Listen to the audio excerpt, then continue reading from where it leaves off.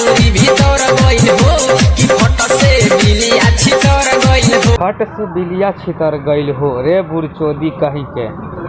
मिलल बा मोहरत ओइसन निदर मोरा लहला में पंखला गावेला हो मोरा। तो हाँ अच्छे बानू भौजी, तो बढ़िया लगावे ला पंखा। अगर हम रहती नू तो कूलर लगा देती भी ढुका के।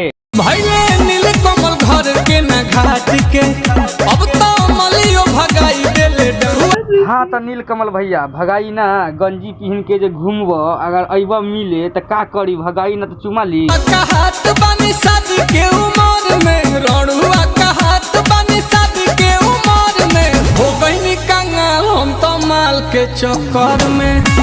तो कंगाल ना होइब, अगर 6 गो 5 गो साथ में लेके घूमेब तो कंगाल ना होब तो का अमीर हो जाइब हो भैया।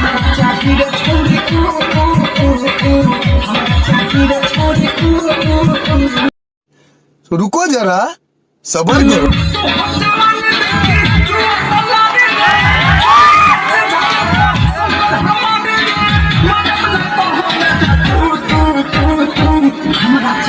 जियो हो बिहार के शेर, मारला मारला उठा उठा के मारा, खोल चीर फाड़ दो पूरा।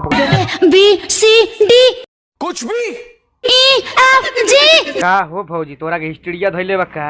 ई कोचिंग के नाम है धाए धाए पेलो और निकल। काहे तकिया टोइलुए भौजी, गर्मी चढ़ल बा सामान में का जाई उतार दी का।